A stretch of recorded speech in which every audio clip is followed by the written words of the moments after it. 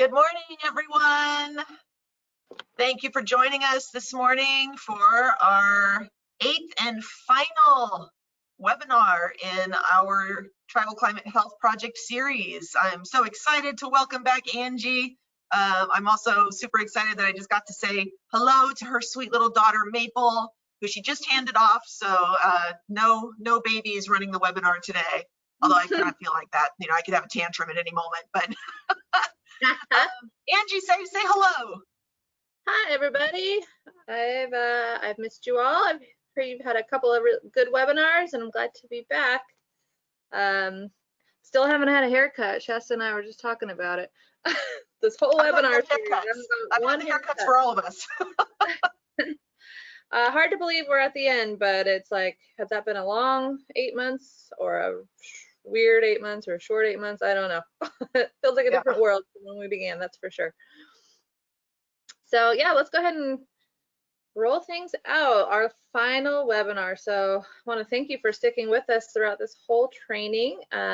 Just as a reminder, you know, you can revisit all of these trainings at any time. So they'll be posted online whenever you want to come back and revisit. And so it sounds like you all have made your way through all of the adaptation planning processes and had some good guest speakers.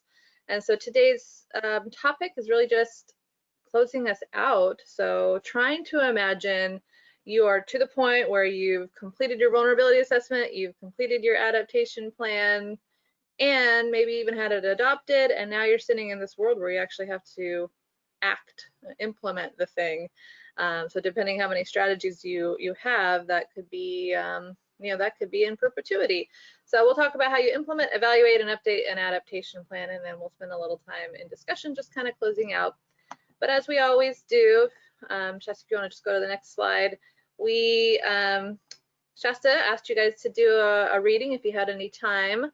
And so the suggested reading was one that we actually developed. Was it last year, maybe the year before? It was, it's a tribal psychosocial climate resilience framework, and we developed it for Paula. And I don't know, Shasta, if you want to take a crack at the Paula word for when our hearts are happy. If I will take a little crack at it. It's less complicated than it looks, but it's Chemshun Pe Ichachukule. Wow, good job. I've been practicing. So that translates to when our hearts are happy. So that you guys know that we've been having a focus on mental and emotional and spiritual wellness. And so this document was our work to try to condense and consolidate, maybe synthesize a literature review on what we had learned so far on the psychosocial world and when it comes to psychosocial resilience and climate change, and how we are applying that for Paula in their adaptation plan. And so if anybody has had an opportunity to browse at that, the chat discussion would be just which of any strategies that Paula has included in this framework stood out to you? And I'll kind of talk a little bit through this diagram while we're waiting for folks to comment in the question box. There are really 4 main categories in this framework that build out psychosocial resilience. And so the research tells us that it's important to in order to have psychosocial resilience, 5 main components include connectedness, self-efficacy, safety, hope, and calming. And so to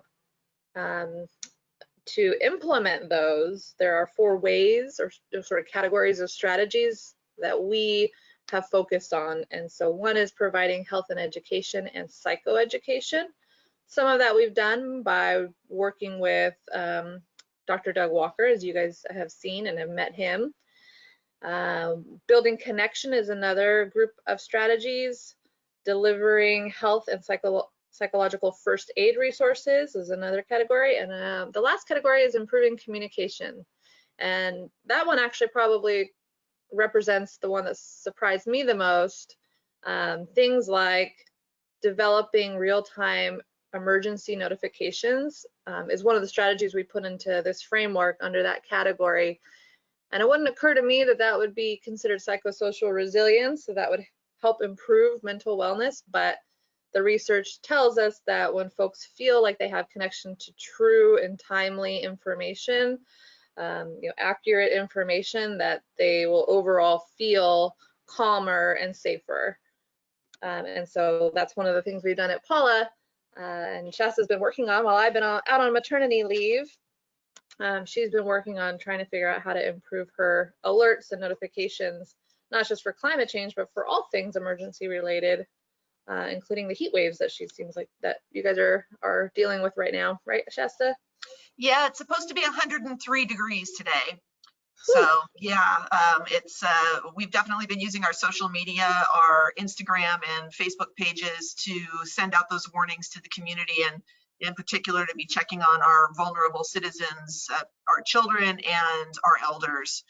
Kids, of course, will run out in the sun and not get any idea that they're overdoing it until they start to get sick. And of course, our elders are definitely at risk from heat-related illness. So yeah, today's going to be a very, very hot day. So any comments come through? Or? I'm not seeing any questions in the question box so far, but certainly we're open for anybody's comments throughout today's webinar. Even if it's not strategies that stood out, even things within your own communities that you may have concerns about when it comes to emotional and mental wellness. Yeah, and so anyways, we want you guys to be aware that this exists. Take a look at it whenever you'd like, if you kind of want a condensed version of some of the research on psychosocial resilience when it comes to climate change, and just one example of how one tribe is trying to apply it. I think I see one question come through. Yeah, that's so Levi up in 29 Palms, where he's probably going 103. Yeah, I wish. I think it's going to be up to 117 in the desert today, which is where 29 Palms is. So he wants to know, how does Paula issue heat advisory warnings? We rely on the National Weather Service, and I am on, and several of my staff are on the National Weather Service's local weather email group. So we get daily forecasts for what the weather is going to be, even if it's just going to be normal conditions.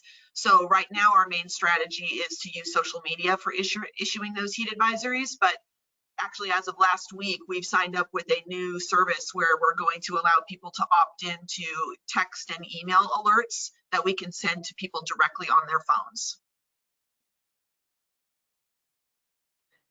So yeah, we're excited about that.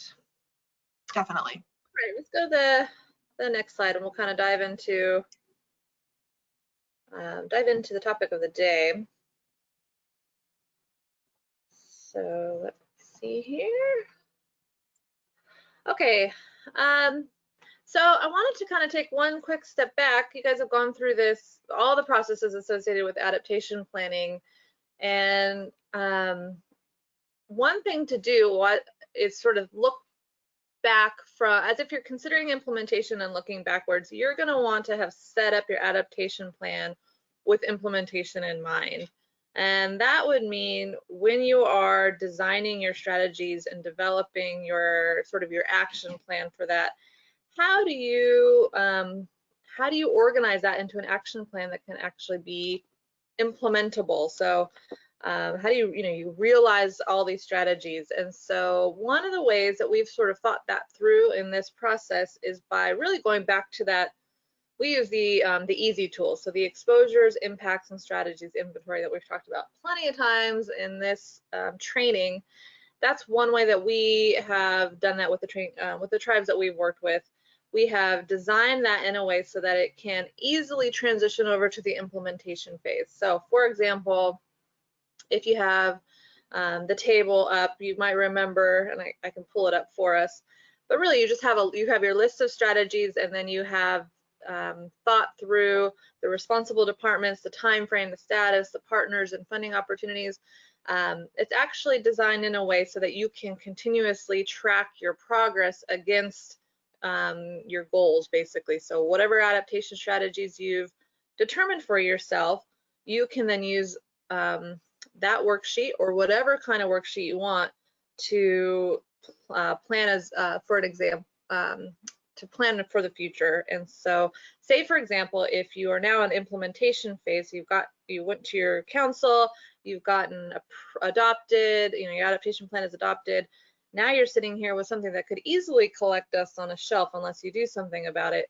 Instead, you take your adaptation strategies, you take your action plan, and you use that as sort of a management tool. And so, for example, at Paula, we've taken that and continued to communicate with the internal departments that are responsible for certain adaptation strategies, and are using it to track our progress on each of the adaptation strategies based on the time frame that we have selected. So for anything that was sort of we assumed would be started in the first year or two, we are tracking whether or not we have made any progress on that. If something had to be rescheduled or moved around, it's a dynamic process. This, using that kind of a tool allows us to track things more easily. But this is really just a pep talk so that you can, as you're going through your adaptation planning process, you're thinking about implementation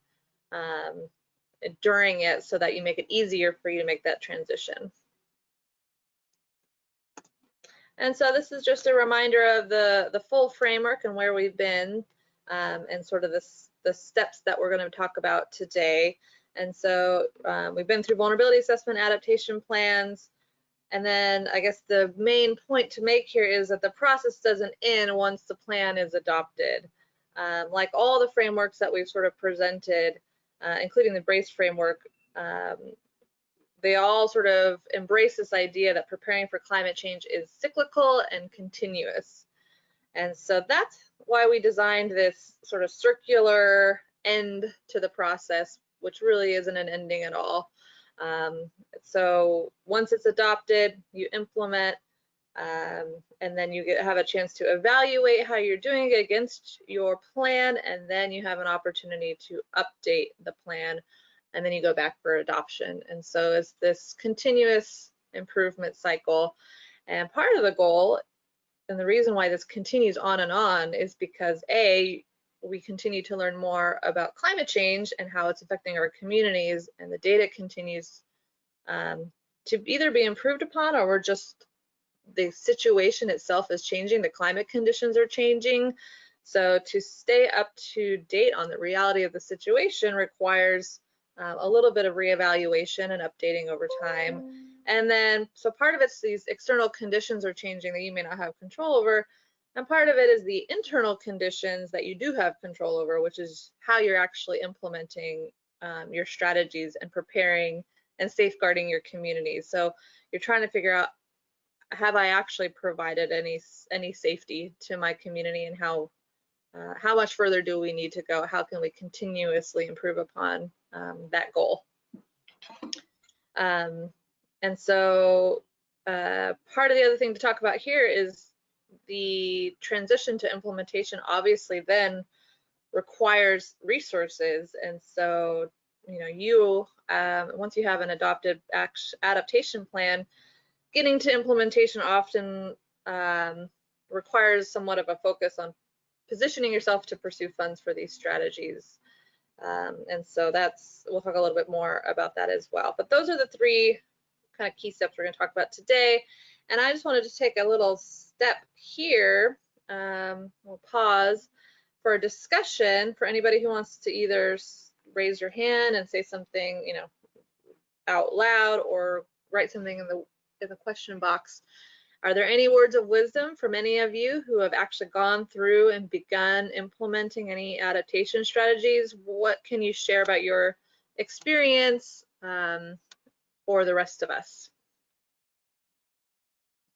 So again, feel free to raise your hand. We can actually unmute people this time around if you want to let us hear your voice for the first time, since we did introductions 8 months ago. Oh, Shasta, can you go to the next slide? Actually, I was talking through that one.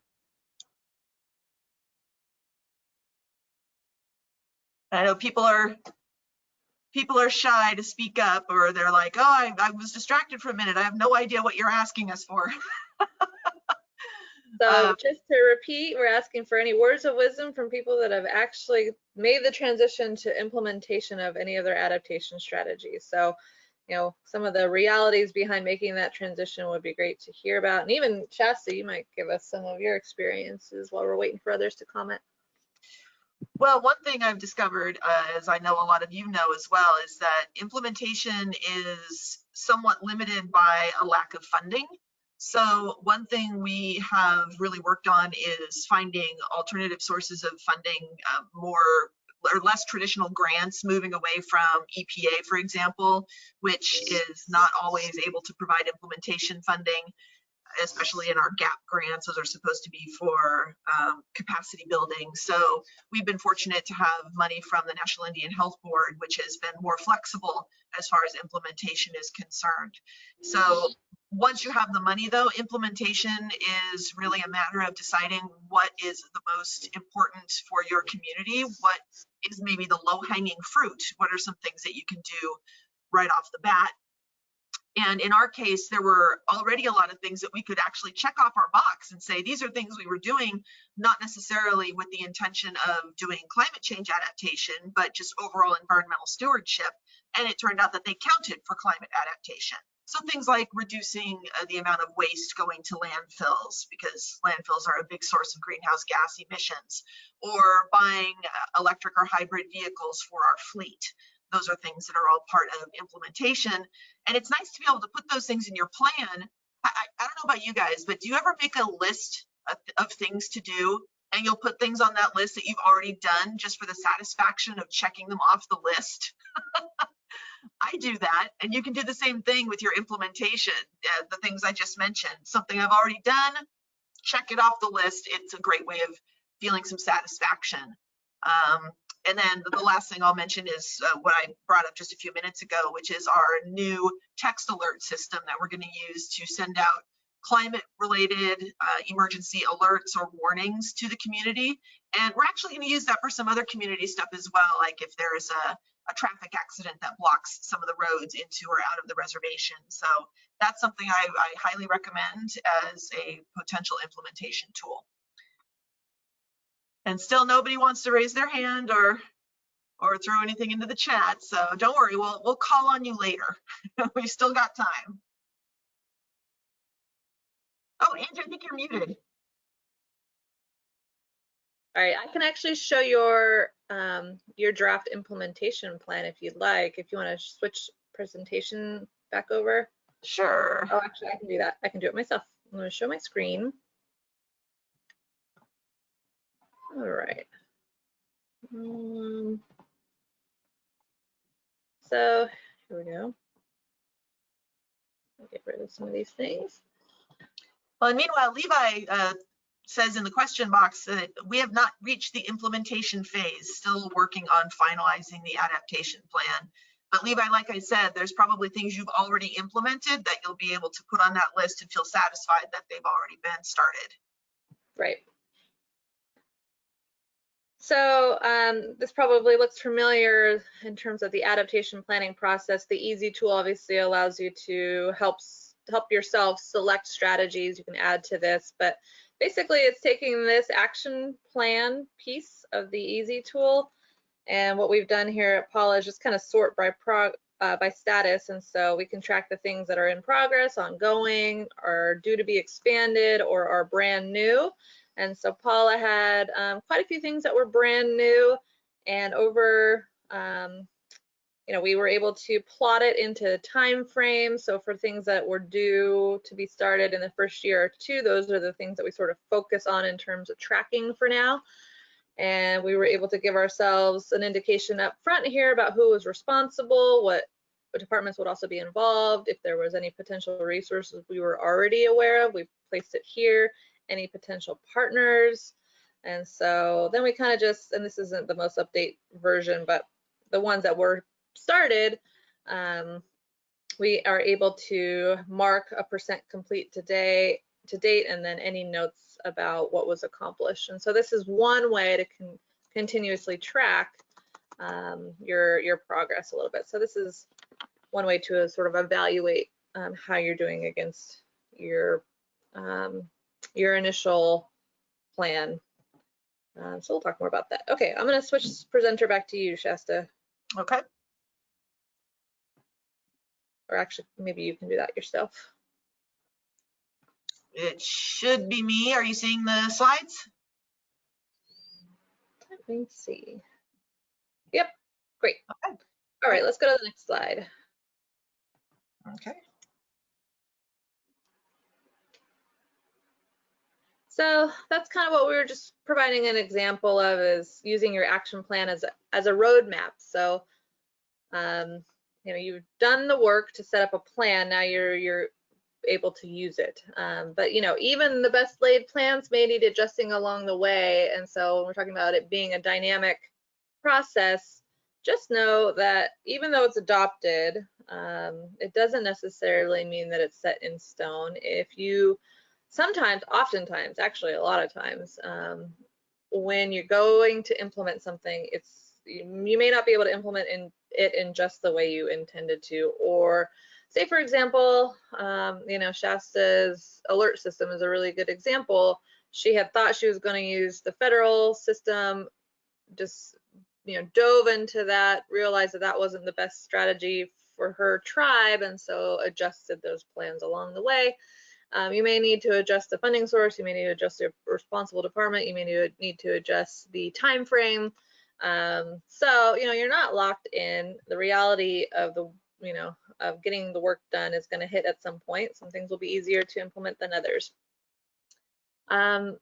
So, like, I guess what's really, in my experience, has been really important, and I'm kind of always go back to my experience being inside of a government, and I used to be the sustainability division chief for the county of Santa Barbara, and I was responsible for implementing the county's climate plan. And having a really clear line of leadership in the implementation phase is super important. So the lead staff have to, you know, hopefully we're indicated in the resolution to adopt the adaptation plan, but knowing who's responsible at the end of the day for the full comprehensive completion of the adaptation plan is really important. So for Paula, that's Shasta. She was designated as the lead, you know, agency, the lead department that's going to oversee the implementation of the adaptation plan.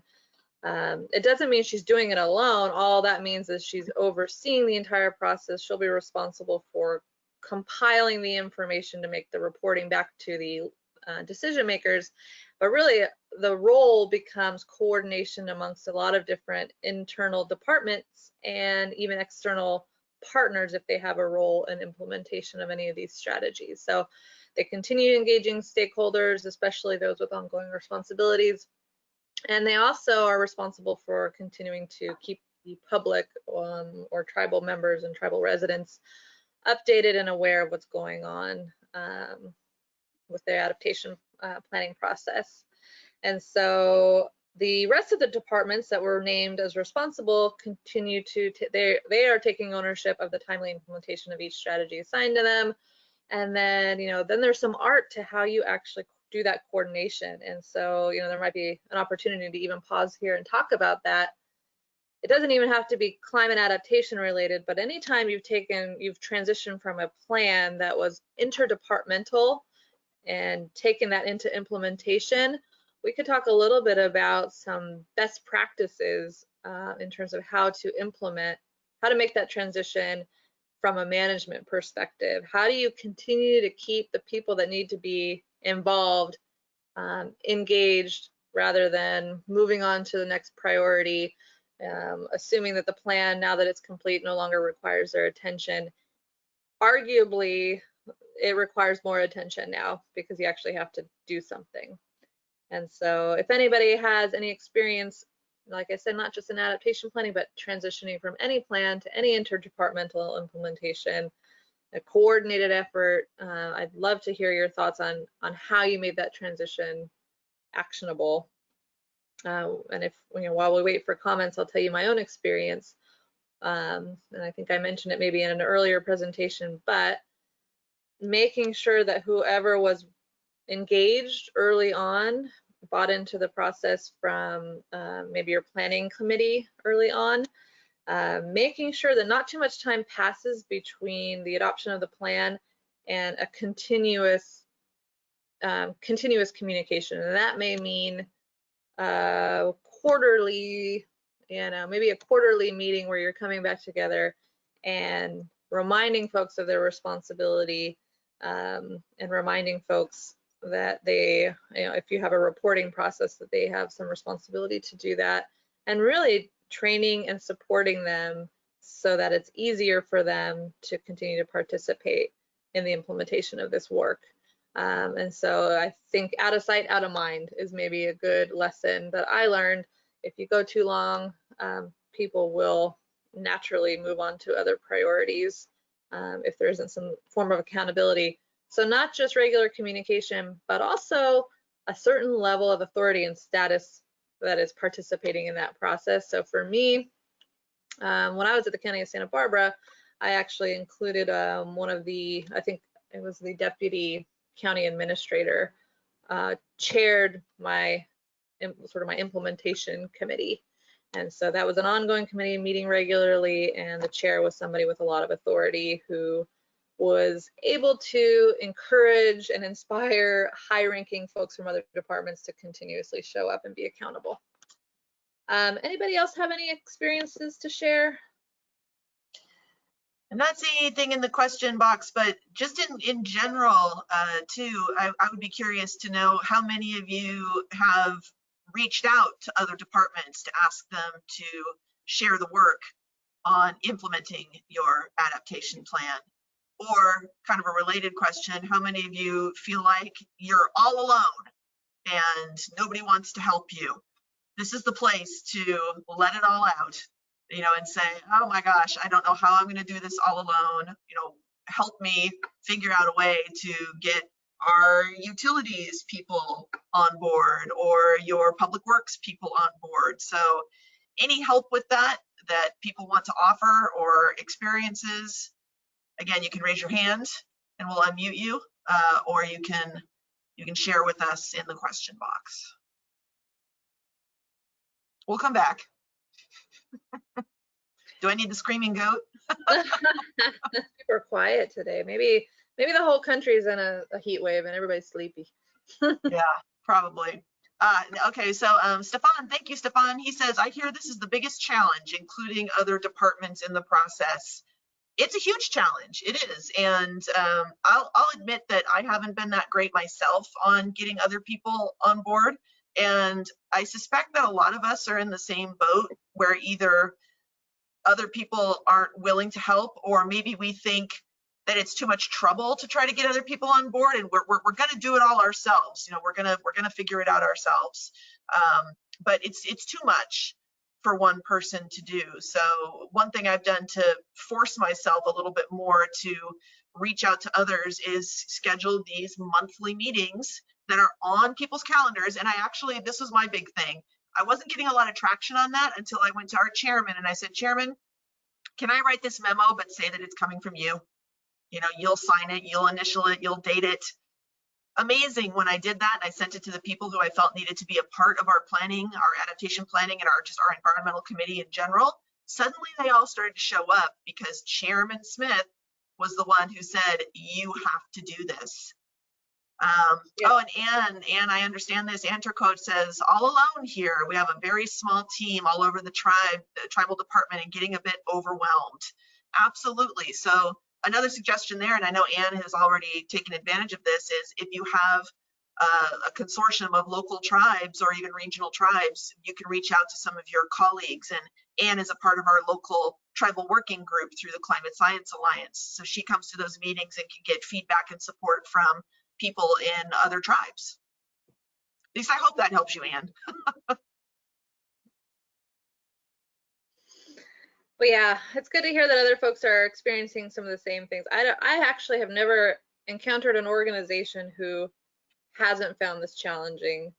You at least have one tough department who you can't ever get to show up to a meeting or something, Yeah. So there's some art there, but I do like the conversation around bringing in somebody with some authority. Shasta has been amazing because she's, you know, she's a well-respected, well-liked, high-ranking, you know, department head and is able to rally people around. But even her, there's a little bit of committee fog, right? So unfortunately, like, we have been successful at getting a lot of grants and having a lot of projects going on and having a lot of planning processes and projects in play. And that has meant having a lot of planning committees that have been written up into these grants. And so one thing that Paula has done that has been wise is sort of consolidate some of these efforts into one ongoing committee that is multiple things rather than a bunch of different committees that are all sort of functioning, maybe, you know, just overwhelming people. And so that is one maybe best practice that I would even recommend to others, that take a look at how many committees you're involving people in. If you could consolidate. What is yours called, Shasta? It's the Paula Environmental Department Advisory Group, which is a terrible acronym that says PEDAG, so it doesn't sound very nice, but it's this is the monthly meeting, and right now most of our meetings for the last couple of months have been focusing on doing an update to our emergency management plan. And so that was a grant funded by FEMA to get an update to or it's actually a pre-disaster mitigation plan. And so updating that is a big focus for us, but there's a lot of climate related potential disasters that we're addressing in that plan. So our climate adaptation plan is an integral part, but having people together to talk about those things, it also gives me the opportunity to say, while you're here, can you help me out with our implementation strategy for our adaptation plan? And they're kind of trapped. And of course, we make sure that they have, you know, donuts and coffee. So, so that way people will stick around, they'll feel like they're a part of the process, and they start to take more ownership. Unless there's other comments, maybe we'll, so let's shift focus for a second. I mentioned that a lead agent, whatever lead department is responsible for adaptation implementation, should be alerting the community a little bit about how the process is going, or at least just some public awareness, community awareness around the adaptation plan existing, what it entails, what maybe the general timelines are. And so there's different ways to do that. There are passive ways to do that, which, I'm sorry, go ahead, Chesta. Oh, no, sorry, I was gonna say when you're done, we've got a great comment from Erin Jones, so go ahead. Oh, okay, I'll finish this thought. And then, okay, one of the ways to do that is just a passive way, you know, have a website. I've seen this, a lot of different tribes and non-tribal communities, they'll just put up a website. Maybe that website will share you know, the vulnerability assessment, the adaptation plan, and it might summarize some of the key points in those plans. So basically, what are your key vulnerabilities and what are some of the key strategies? What are some of the timelines? A more advanced version of a website like that might actually be dynamic. So as you are making progress against your adaptation plan, you could actually show progress. So you could tell your community what's already been completed or how far along you are in things, or point people to, you know, where they could go to find out more information about how the strategies are going. One example of what Paula has done to educate the community about their risks and the actions that they're taking, if we can go to the next slide, is some fact sheets. And so these are available on our Tribal Climate Health Project websites. These are just examples of fact sheets. So basically, Paula has taken each of their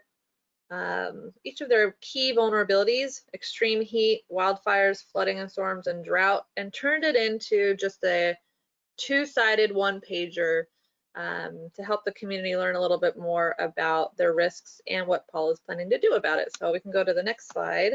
This is an example, since we're talking about extreme heat, pretty timely. This gives Paula a chance to basically give a couple of key facts about extreme heat and how temperatures are expected to change as a result of climate change, and some tips about how to beat the heat. And then the backside talks about Paula's high-risk health impacts, how Paula's planning to adapt and prepare, and there's those tips for, this is targeting the general community residents of the reservation, and just some tips about how they can keep themselves safe during extreme heat. So this is the kind of thing that can be shared digitally, so online, it could be printed out, it could be passed out at events, and things like that. And also used for training. And so I'm very proud of my staff right now.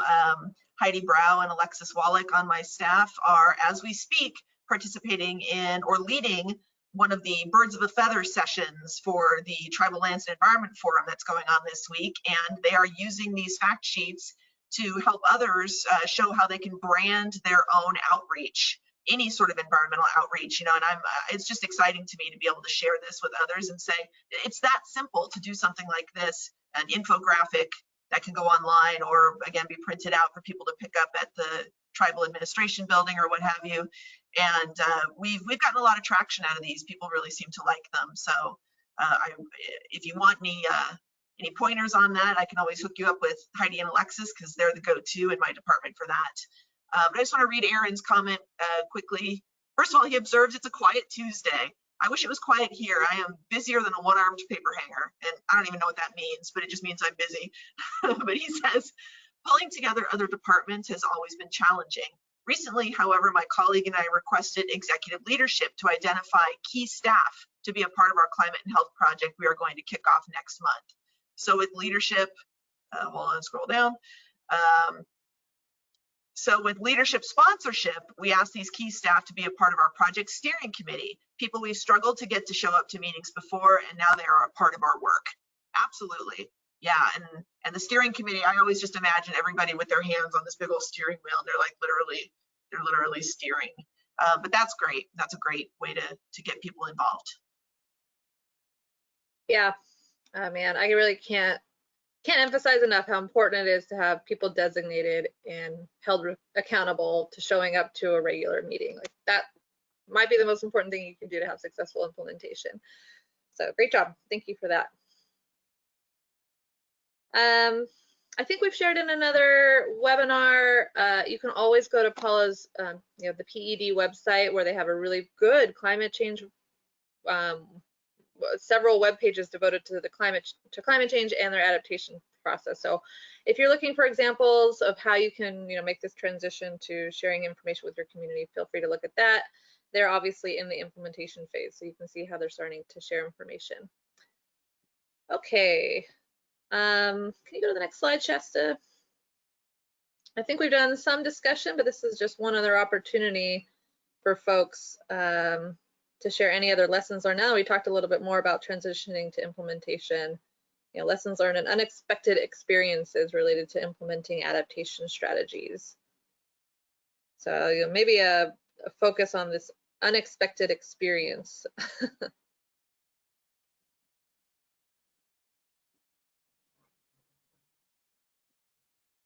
So yeah, we're looking for you guys to share with us.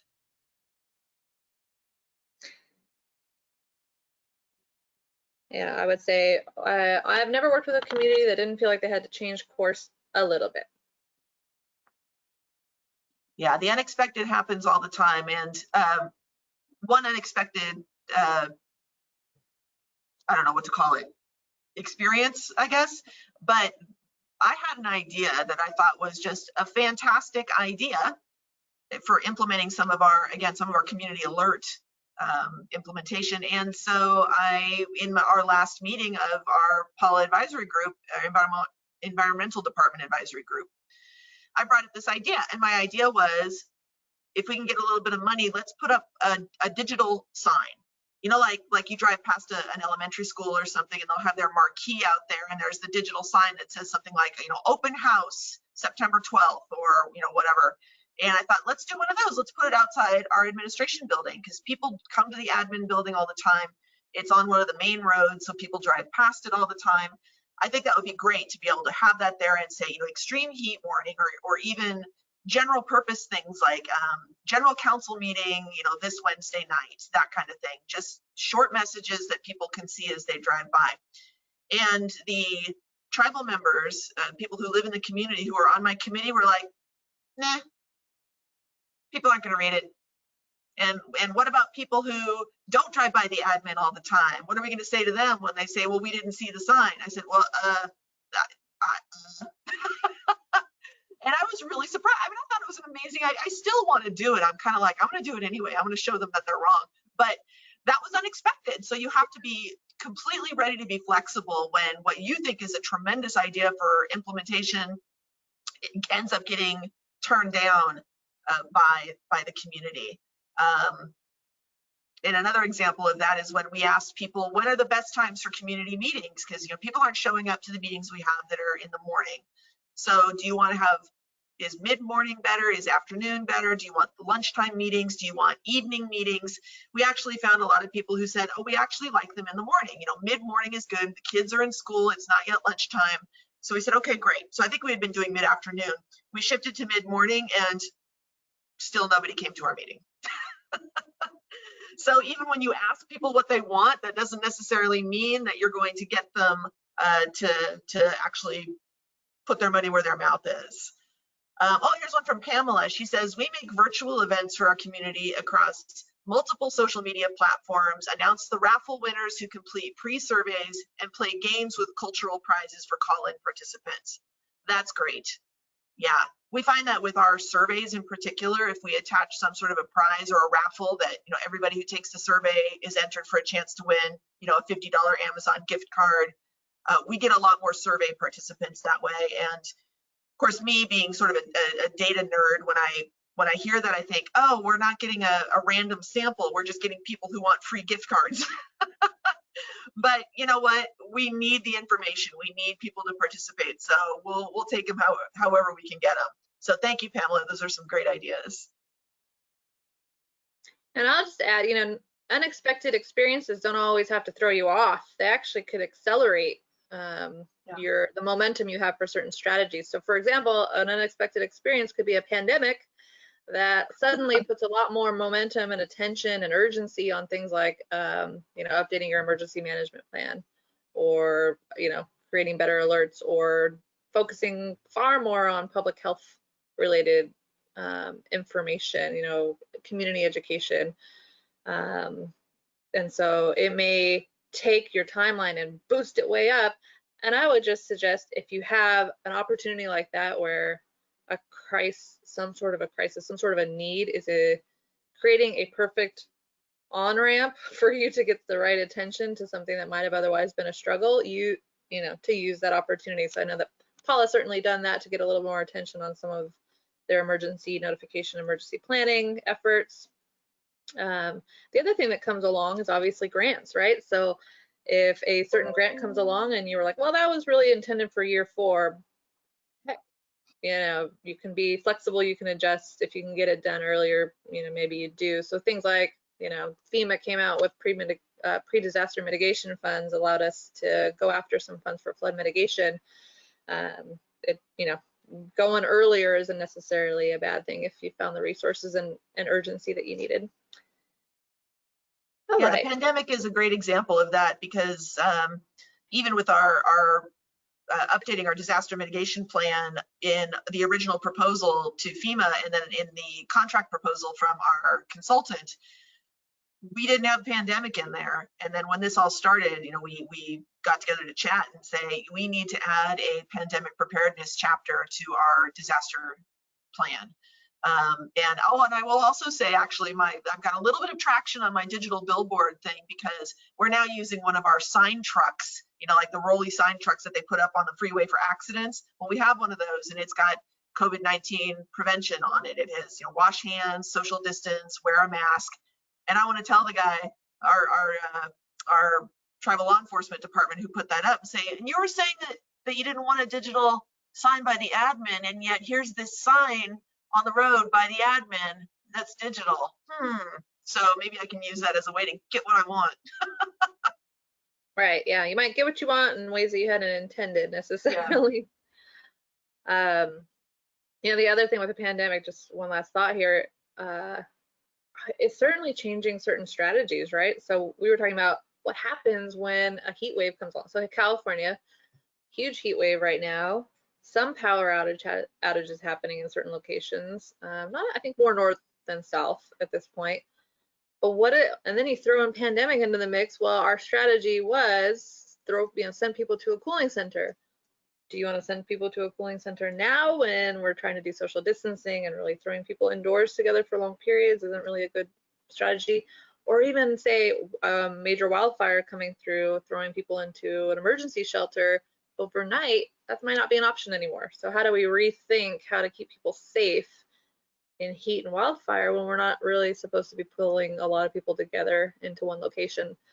That I don't have an answer about. I'm really just, it's something I'm considering because it's changing what a typical strategy would look like. Any other thoughts to come through, Shasta, or we can move into evaluation? No, I think we can move ahead. Okay. All right, we go to the next slide. Let's talk about evaluating our strategy. So not only do lead staff sort of take the lead on coordinating departments around action, so taking these actionable steps to actually implement these strategies, they're also usually the ones responsible for coordinating regular monitoring and reporting of the indicators and progress amongst these responsible departments. So somebody has to hold the cards in terms of collecting information. And so that information could look like really quantitative data. It could look like qualitative, anecdotal, more information about how much progress has been made. But along the way, at some point, you're going to want to report back to your decision makers and potentially your public about how things are going. So this is the way to turn something into an accountable plan rather than a plan that sits on a shelf and nobody ever hears about it again. Because that's sort of, in this whole step, that's what you're trying to avoid, is all that work you did in an adaptation plan being meaningless because you didn't have a way to implement, evaluate, and update it.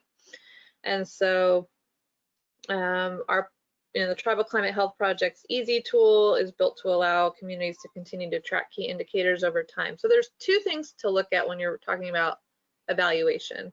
You can evaluate the progress you're making on your strategies, which might look like a % complete to date, or just a status update like pending, in progress, complete, delayed. You can have different statuses, or you can actually be also looking to continuously evaluate some of your impact indicators. And so say you are continuing to collect data on the public health impact. So how many heat-related illnesses are happening every year? You would continually, on an annual basis, you can continually look at how those indicators are changing. So you're really looking here at evaluating trends over time so that you can make adjustments as necessary. So say, you start seeing a huge spike in heat-related illness, or hospitalizations of folks in your reservation that due to heat events. That might tell you, well, heck, we're seeing a lot more heat events, or something has made us more vulnerable to those. Maybe that would trigger you to take more action or faster action on, safety measures for those events.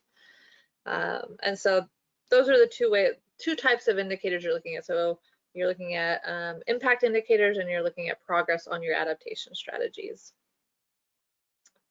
And I showed you the Paula's adaptation plan and their implementation plan. How we're doing it is % complete, and then for those indicators we get regular data on, we would go back and provide annual interval data for those. Not everybody does this step. Some people might just, rather than doing this, on a coordinated basis over time regularly, you might just pull together an annual report using all those departments that have been participating in implementation, and that report could go back to your decision makers. So it doesn't even necessarily have to be annually. Annually, I think, keeps people paying attention. It's an appropriate measure of time, but not everybody does an annual report. It doesn't have to be a full formal report either. You know, it doesn't have to be 40 pages.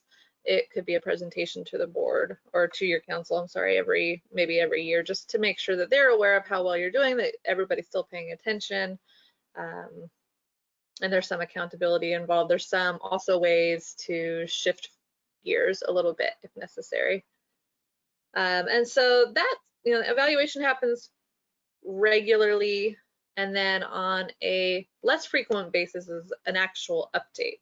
And so updating the adaptation plan as needed to account for change. And so that that would mean actually kind of re-looking at your exposures and impacts and reprioritizing your adaptation plan, kind of re-looking at your action plan and deciding where you're going to change things and going through the process of adopting things all over again.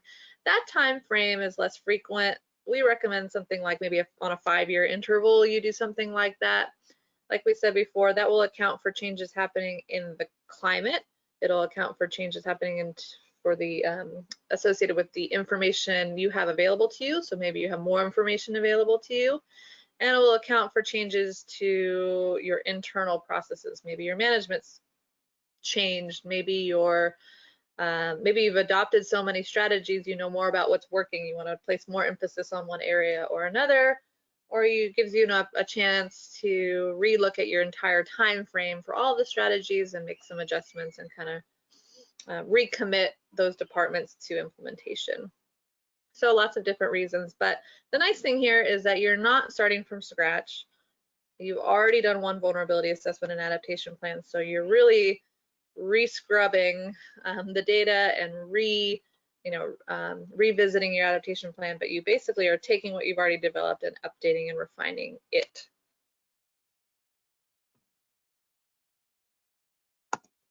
Okay, let's go to the next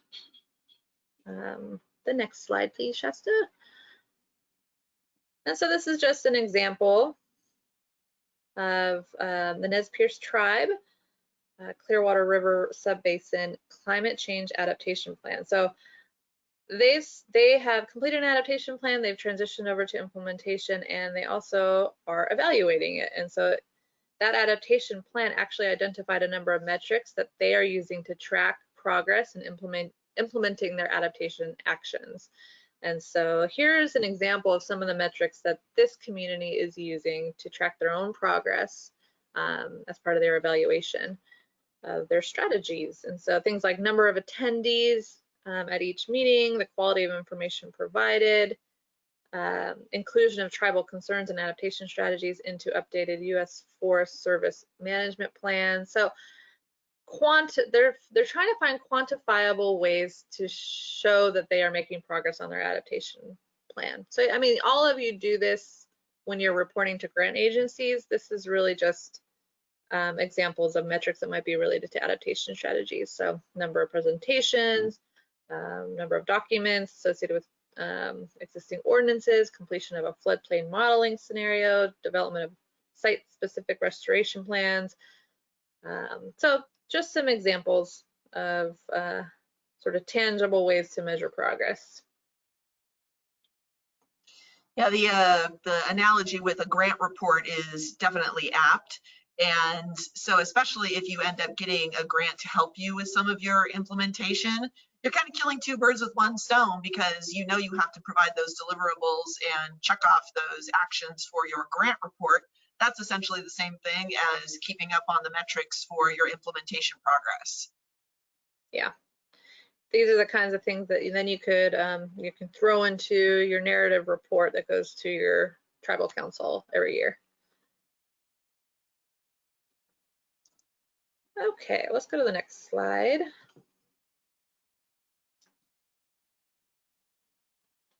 All right, so say you've done this all, you've done an adaptation plan, you've begun implementation, you're in the process of evaluating, and you want to share your community stories. We talked a little bit about this, but here's an example from the Macaw's climate adaptation dashboard. So this is one example of an online way that one tribal community is sharing their progress with their community. It's really kind of a simple spreadsheet style where they're sharing what strategies they've set for themselves, talking about this, basically the status of it and whether or not it's completed. That's a pretty straightforward way to keep your community informed, hold yourselves accountable. But yeah, this is really sort of a pep talk too. It's like, man, this is the holy grail, right? This is where everybody's trying to get to. And why you've taken this training is you're trying to get to this point where if you made it this far, your community is sort of, you're in it, you're doing it, and probably you're on the forefront of climate adaptation, not just for tribal communities, but for all communities. And so it's important to communicate your activities in progress. And so we've talked about progress reports as one way to do that, dashboards, even community meetings are a way to do that. So Shasta has certainly done that in several different venues by trying to do community education or through having community members be part of some kind of a committee, sharing the process and results with them. And so this is also just a little note to say that others can benefit from your experience. So by sharing your story, you can document your process and results, and that could be a good case study for other communities to learn from. In some cases, it can even be translated into an academic or scientific journal or an article. And so tribal community is really good at this, really good at sharing its story amongst each other, sharing lessons learned and learning from each other, and borrowing best practices from each other. So obviously our grantors encourage us to share it broadly, not just with other tribes, but with federal agencies. I'm going to take a huge pause here just to say not everybody's information is made public. And so if your community has made a decision that it wants to not share information beyond its own tribe, that's perfectly acceptable. Anybody, it would require certain tribal consent in order to share it, but tribes like Paula, who have a goal of assisting tribes across the country, are certainly sharing their information with federal agencies and other tribes. And then other ways to share information would be through tribal serving programs, websites, databases. So if you do have something that you think other tribes could benefit from, certainly send it to us. We will add it to our Tribal Climate Health Project website under our resource clearinghouse.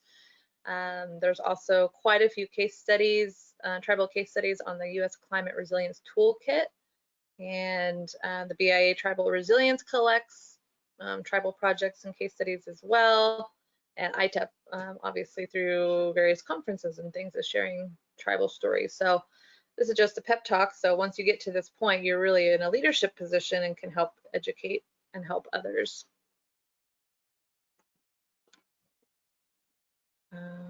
Sort of already discussed that. So that's it. That's what we wanted to talk about in terms of implementation, evaluation, and update of your adaptation plan. And so, man, we've been through a lot of information over these 8 months with monthly webinars, and I really do hope that it has been helpful. All of you are in different steps and stages of your adaptation planning process. But I hope this has been helpful for you in enabling you to take action back at home and in your community and get to work. And so a sincere thanks for sticking with us through this webinar series, and maybe just a sort of a closing conversation just to hear from folks that are with us today about how the training has maybe enabled you to return home and get to work, and any closing thoughts or well wishes for the group before we close our series. Yes, please let us know what you want to say, anything over the last 8 months or today or anywhere in between. And again, if you want to actually speak so we can hear your voice, we are happy to unmute you. If you want to raise your hand, we can hear a little bit from one another this time around. Now I'm looking. While we're waiting for comments, I just want to really say this round of trainings, we did the regional conversations, and I just, that was a really good experience. And I want to say thank you to those that participated in those. I learned a lot. it was great to be able to focus on the resources and progress being made on a regional basis. And it really encouraged folks that weren't able to show up live to those to go and revisit those and learn a little bit more about what's going on in your region. And if any of you have anything to share about upcoming events or trainings or anything that you've heard about, this is the place to share those as well. But oh, here's a nice comment from Anne. She says, "Thank you so much. I might be working alone, but I feel supported by you with this training." Always, Anne, and I can't wait to see you again in person, especially when we're at the point where we can give each other a hug. And then as far as announcements or upcoming events, I mentioned that the Tribal Lands and Environment Forum is going on this week. We're actually doing a short webinar, 45 minutes this afternoon at 1 o'clock Pacific time as part of TLEF. And then next month is the very first National Tribal and Indigenous Climate Conference, or the NTIC. I'm on the planning committee for that, but that's a new ITEP conference, and it is focused exclusively on climate change in tribal and indigenous communities. So that's coming up the week of September 14th through the 17th. And so if you're not already on ITEP's list, or if you haven't already registered for that, I would strongly recommend signing up for that. It's free. Just like everything that's virtual these days, there's no cost and you don't have to travel. So I would recommend that you be a part of that. I'll plug myself. I'm giving one of the plenary speeches for that, pre-recorded, which is, I don't know if I can, I don't know, I'm much better live, so we'll see how that goes. But the main plenary speaker for that is Winona LaDuke. So that's worth tuning in to see her give her plenary speech. And Tricia Frank, thank you. She was reminding me that the Climate Science Alliance's Climate Summit is next week. So that's local to Southern California. And that is next Thursday, I gotta look at my calendar, the 27th. So if you are local to Southern California and you're tribal and you haven't signed up for that, if you don't know how to get a hold of Amber Paris or Alex Warnicki with the Climate Science Alliance, you can contact me and we will get you registered for that, because registration technically is closed, but tribal folks have a workaround, so we can do that for you. Thanks, Tricia, for the reminder. Anyone else have any events or trainings, or again, final thoughts? Feel like Maybe I should just wait for another comment. There's one more slide here on closing. We can go through some kind of what's next. Okay. All right, so it's the end of the series, but it isn't the end of our engagement together.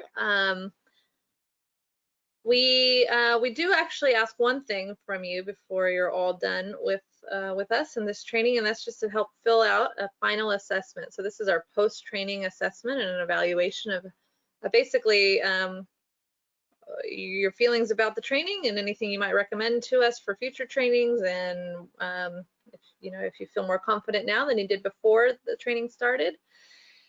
So please do take a moment. We'll probably end early today, so you have a little time even today to fill out the survey. So maybe Shasta will follow up right away with this link, but you can go to it right now as well if you can type it up. But we'll follow up with this right away, and you can it won't take you very long, but it would really help us as we continue to try to improve upon the trainings we're offering.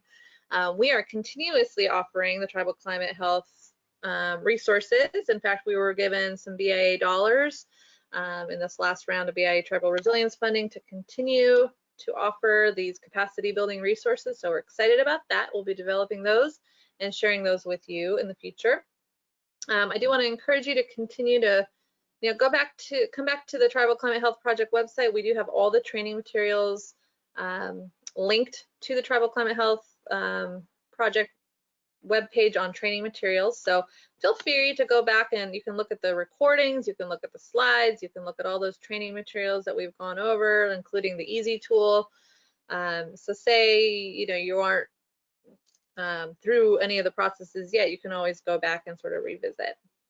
Also, as an alum, we encourage you to continue to engage in our ongoing peer learning community. So Those group listservs that we often post on, continue to use those. People have been a little shy about it. We would love to see more discussion happening. That's going to continue to stay active.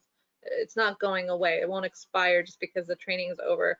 We built it for that reason, so that folks can continue to get to know each other, build relationships, share announcements, share ideas, share progress being made. So what we were just talking about in terms of sharing your story, love to, that's one way you can do that with other members of this cohort or this, this training community. And also if you have a question, so say you're stuck at some point in the process of vulnerability assessments and you want to find out from others how they dealt with it, feel free to ask a question, and hopefully folks stay engaged on that. We'll also be using that group listserv to continue to send you information as we think that it's relevant to tribal climate change and health. So we look forward to staying in touch with you through that process. And finally, we would just ask for you, and as we continue along here, to help us spread the word. If you think anybody else would benefit from reviewing the recorded trainings that we've completed as part of this webinar series, feel free to send them the link to it. We'll send you the link in the follow-up email. Just if you want to share that out, you certainly would be encouraged to do that. And then we're continuing to make presentations. In fact, today, the Tribal Lands and Environment Forum will have a presentation at 1 o'clock. Maybe some of you are participating in that. We also want to make a little plug for a related training that Prosper Sustainably and Paula are working on together. It's on a little different topic. It's tribal pollution prevention action. And so, but it certainly has a lot to do with emission reduction, water savings, energy savings, and hazardous waste reduction, basically source pollution reduction. And so if that's something that you're also interested in, we are starting trainings on that on August 25th.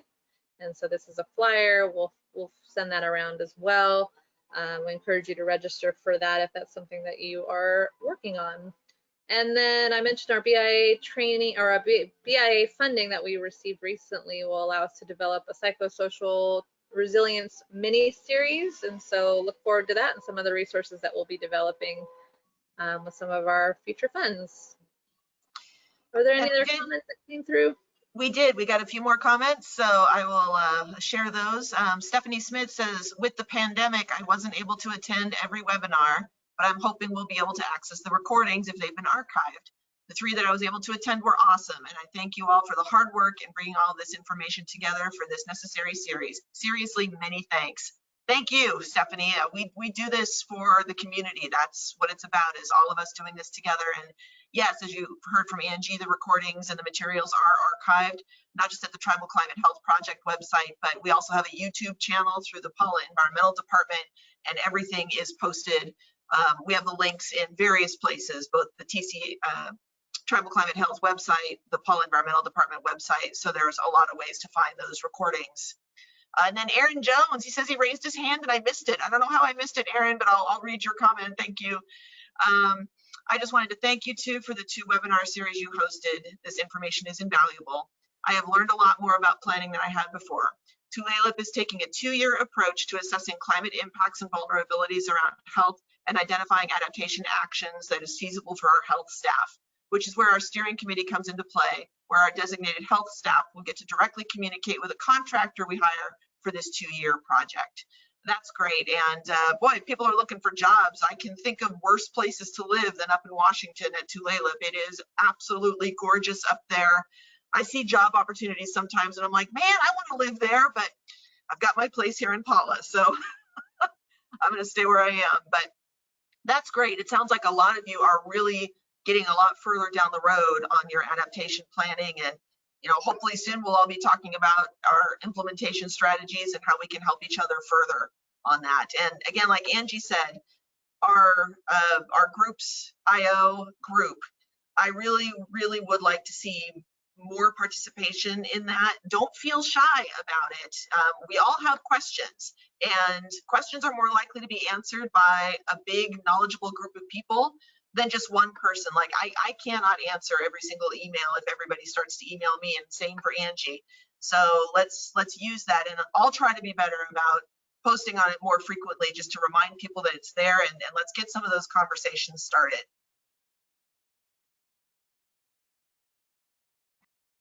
Let's see, was there anything else? Oh, I think one more. Oh, and Erin continued. These webinars have really been meaningful for getting my colleague and I to this point and getting a health-focused climate project underway. So thank you, thank you, thank you, thank you. Oh my gosh, I'm loving reading these wonderful comments, and it's all worthwhile knowing that we've even helped one tribe and you know, one environmental department go further on this path. It's such important work, and I'm incredibly grateful for all of you showing up month after month, even with all the craziness that's been going on. I know that working together as a community, we can get stuff done.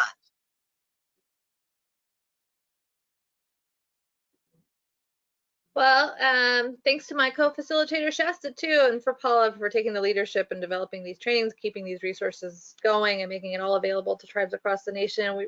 We certainly hope to stay in touch with all of you. I want to thank you again for your participation and wish you super well on your process getting through your adaptation plan. I hope you do have found this meaningful and have found it useful in terms of safeguarding the health of your community. Super important right now. Health is obviously even more important than we knew going into all this. So this final slide is just a big thank you and our contact information.